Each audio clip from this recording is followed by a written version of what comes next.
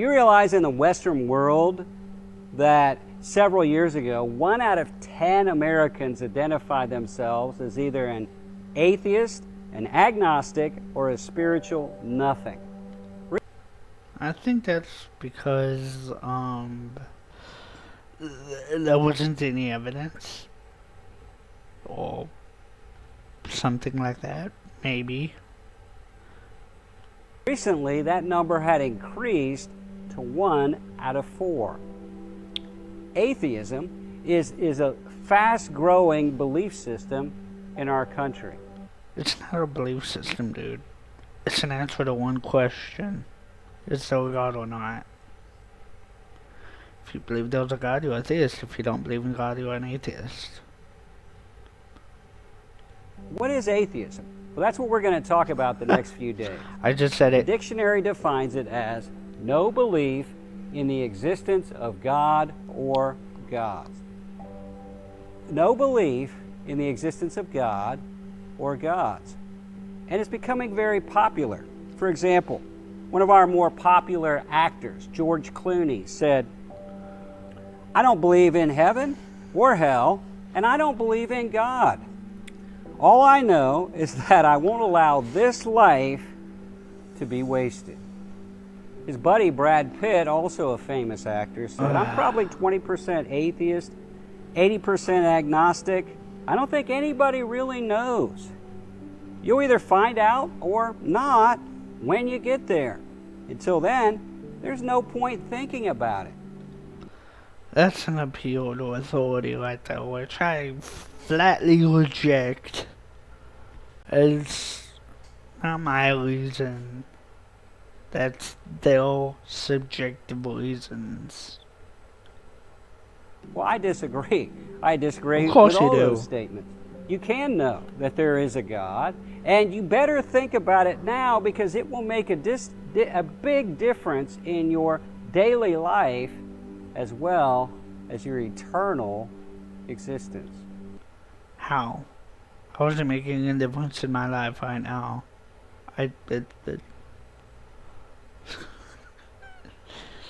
If it's making a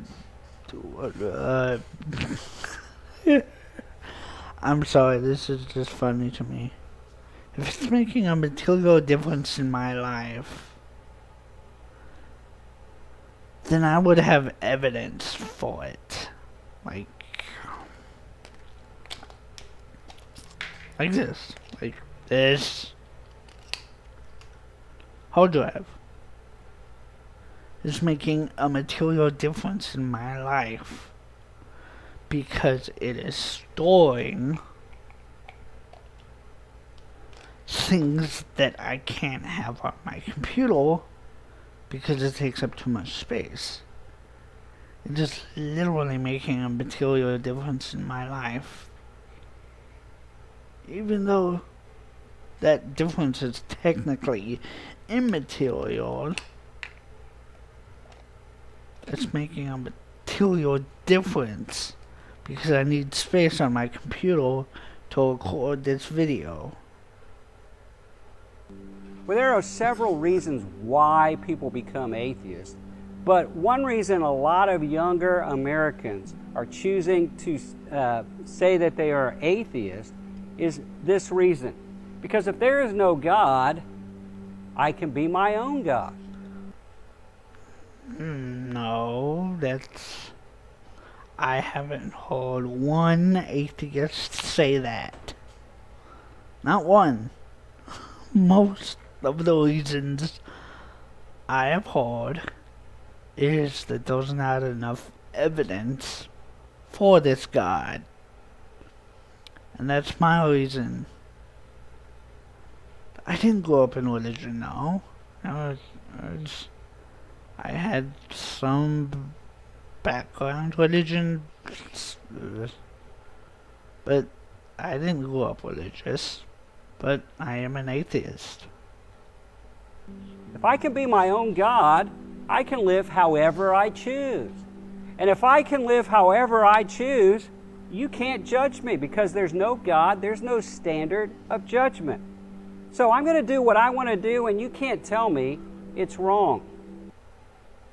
There is no absolute standard of judgment. I mean, there are laws that if I do a certain thing, I will have to pay a price. I mean, if I steal something, I'll have to probably go to jail or something, but God doesn't punish me for that. I mean, it's in the Ten Commandments, but God won't punish me for that. It's the authorities around me that will punish me for that. And more young adults in America are buying into this belief. Well, that has cultural results we're seeing in our country. You have confusion. If there's no right and wrong, well then people aren't sure about their identity. Am I male or am I a female? Morality. I'm confused by this. What does morality have to do with identity? I don't get it. If there's no right and wrong, am I male or am I female? I don't get that. Can somebody explain that to me? They're not sure about what marriage is. Is it a man and a man or a woman and a woman? What is marriage? Oh, it's just a legal contract between two people. It's for legal reasons. It's not for anything other than legal reasons. You get certain benefits as a married couple. That's it. Like tax laws and things like that. I don't think I've ever heard a religious person explain what marriage is from a religious standpoint.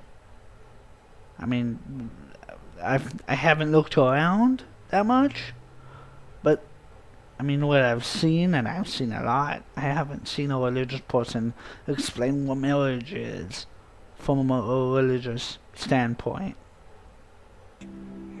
There's a lot of confusion. What is a family? How Family?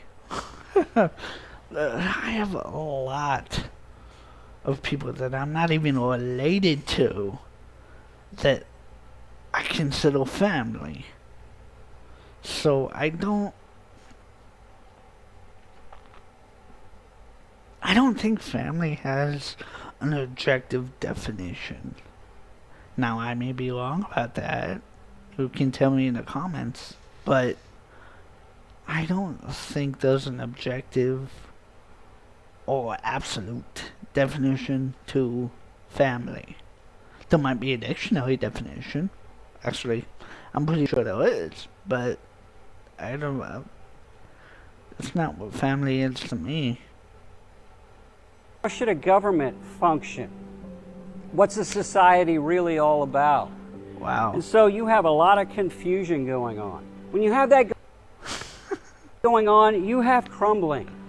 Right now in America, we have a deconstruction of all the foundational things that make our society a society. And some of those deconstructions may need to happen.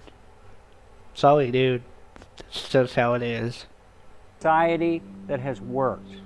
We have a deconstruction of our individual identity, our genders. People are confused. They don't know if they're a male or a female or what they are. They're confused. No, it's not confusion. It's... Come on. Wow.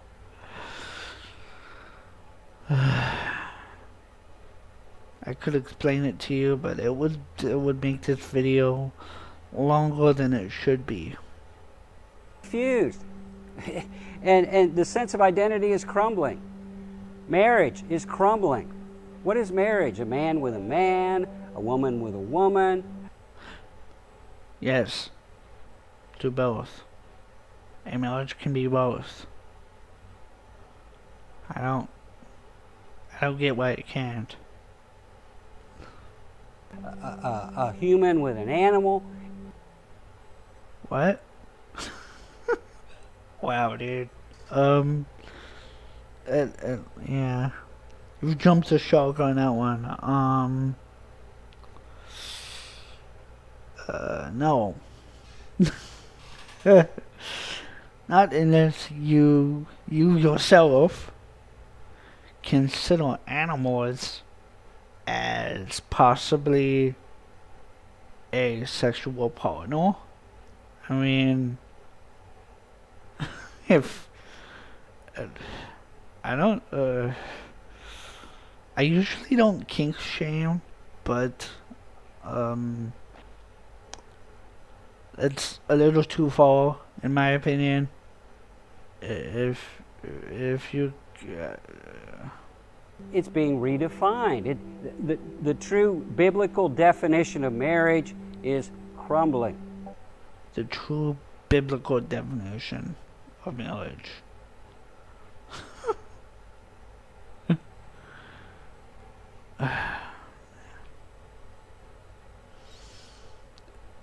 In the Bible, you could have concubines, dude. That's not a marriage. That's not a marriage. That's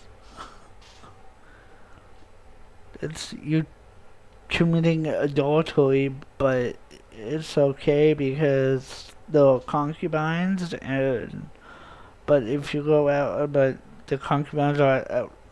Okay, I don't get it. What's a family? A committed husband and wife raising children. What?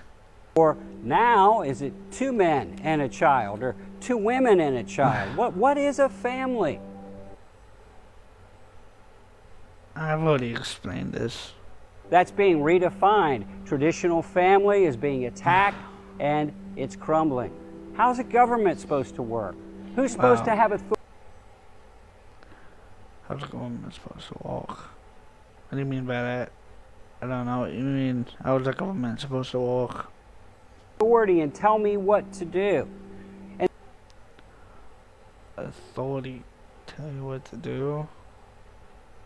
That's not what authority is about. Authority is about limiting things that are harmful. That's what authority does. And so there's a lot of crumbling, and that results in a lot of conflict. We have protest, we have rebellion, and we have this sense that I can be my own God. Protest and rebellion. In some cases, are a good thing. That's how the United States was formed. Through rebellion. And so I'm going to do what I want to do, and if you try to tell me it's wrong, you're wrong, and we're going to have conflict. Well, there's also personal results of atheism, and these are very serious. One is emptiness. We understand that God created all of us with a God-shaped void in our lives. We have a God-shaped hole, and no one but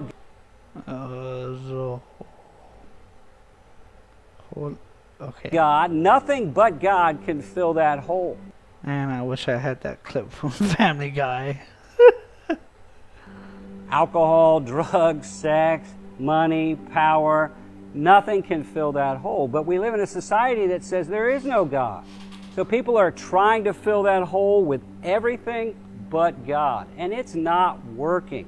We have the highest rate of addiction we've ever had. We have more people dying of drug overdoses than we've ever had. We have the highest rate of suicide. AA and NA don't walk. Because God is not what you need. What you need is a strong support system. That's what I think. The highest rate of depression. There's going to be emptiness. If you choose to live without God, you're choosing a life of inner emptiness. Second, you're choosing a life of eternal separation.